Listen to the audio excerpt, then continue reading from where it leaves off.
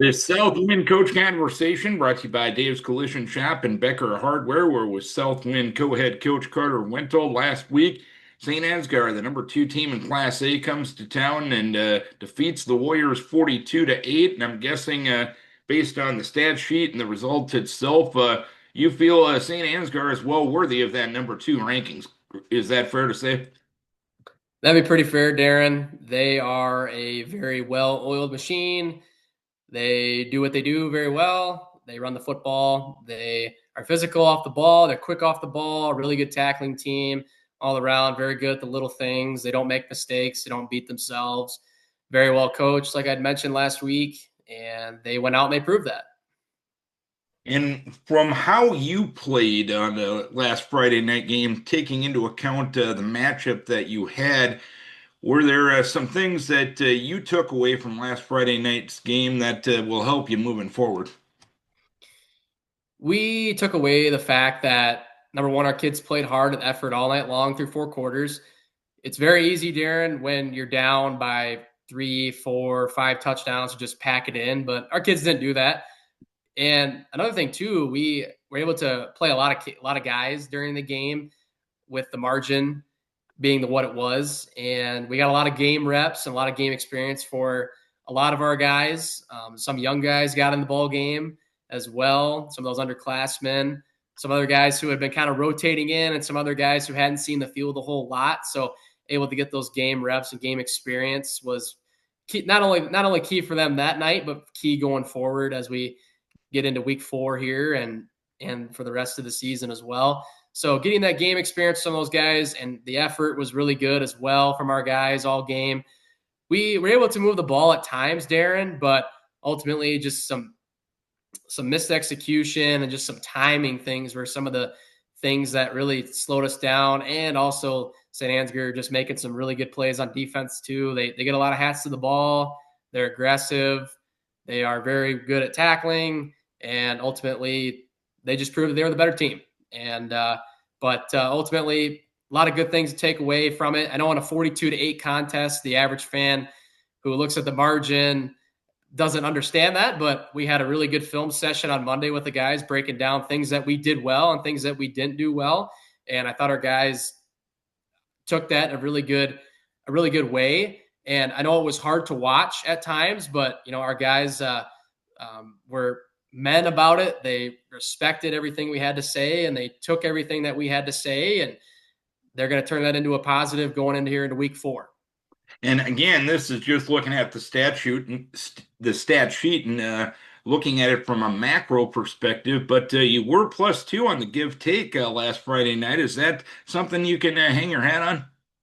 It is, Darren. We have been really good in our ball security through the first 3 games. We've only had 1 turnover through the first 3, and that is ultimately a really good thing to do. Obviously, protecting the football, and that's something that we talk about all the time, right? Ball security, covering up the points with the football, catching the football. It, you got to take pride when you get the ball in your hands, and we don't want to cough it up. And our kids know that, and we try to hang our hat on, win the turnover battle. And when you can win the turnover battle, that's most of the time it's going to help you out in winning the football game. So definitely something that we can hang our hat on. You hit the halfway point of the regular season this week. In what area have you seen the most growth from your team? Just our guys being able to pick up new things that we want to do. Ultimately, we make adjustments week to week for who we're playing and what we want to exploit in whether that's offensively, whether it's defensively, whether it's on the special team side of things. I feel like our guys are really good at picking up things that we want to make adjustments to, and we want to hone in on throughout the week. Um, I feel that our guys are really good, really just overall good students of the game, and they're really good about relaying information to us as well, whether that's on offense, defense, or special teams. So getting their input is really good for us as well, because there's been times where, hey, coach, they're blocking it this way differently than what we saw on film, or hey, coach, they're coming out in a different front than what we saw on film, and just having that relay of information helps us out a lot, and it just helps our kids know that hey, I'm seeing this. I'm going to go talk to coach, and we're going to make some adjustments. And that's really good to see from them, and just their willingness to get better on a daily basis. I know that we're 1-2 right now, and we've lost a couple in a row, but our guys are hungry, and our guys want to get this bad taste out of our mouth.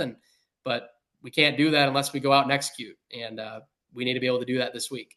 How do you get your kids to a point where they're comfortable, talking to you, saying, "Hey, this is something I'm seeing. What do you think?" And how do you, as a coaching staff, get comfortable and having the confidence that your kids have risen to students of the game to a point that that two-way communication is a positive thing?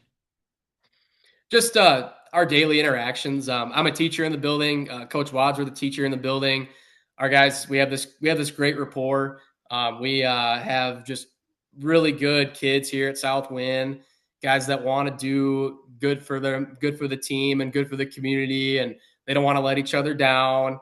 And ultimately, they know that I can go talk to coach and be like, "Hey, coach, I'm seeing this. We should try this." Or, "Hey, coach, they're giving us this look. Let's counter it with this." So just having that two-way communication is great, Darren, and it's just awesome to see our guys being really good students of the game, and ultimately, it's just great knowing that, hey, they're willing to lay it all on the line and lay it all out there, and put their best foot forward and go out there and try to just make every play that they can. Try to just get an upper hand on the other opponent. And this week, you're back to being road warriors, albeit a very short trip on Highway 52 over to Postville. What are you expecting from the Pirates on Friday night? Well, Darren, through the first 3 game tapes, we've seen a lot of passing from this team. They did try to run the ball quite a bit more against Clayton Ridge. They have ultimately been shut out in their last 2 games. I know that they've tried a lot of different things on film. They've used a lot of different formations. They run a lot of plays. They're trying to hang their hat on throwing the football as well as mixing in the run. They are going to try and hang their hat on trying to get quick passes out. They want to try to run the football as well. I see a 4-3 defense. They will blitz. They blitz a decent amount. Special teams wise, they got a couple guys that are athletic and fast, number 12 and number 9, and those guys also play receiver for them. So I know they're going to try to get the ball in those guys' hands, and they're hungry too, Darren. They're 0-3 right now. They are hungry. They're going to want to put their best foot forward as well. And it's a home game for them. They're going to have, I expect, a lot of people at the game for them, and they're going to try and come out, give it everything they have, and try to knock us down. And we just got to come back and respond.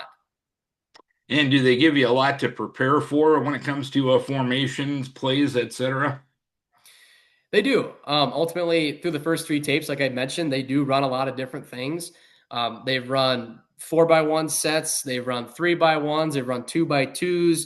They've shown the T formation. They've shown I. They've shown just a lot of different stuff, Darren, that ultimately that we got to be prepared for. We got to honor it. They have put it on film, so we obviously always honor what we see on film, but ultimately we got to try to take away the things that they're good at. And if we can do that, I like our chances. All right. Hopefully you can get back on the winning track this week, Coach. Keep your kids healthy. We wish best of luck. All right. Thanks, Darren. Appreciate the coverage. Go Warriors. South Winn Co head coach Carter Wenthold, brought to you by Dave's Collision Shop and Becker Hardware.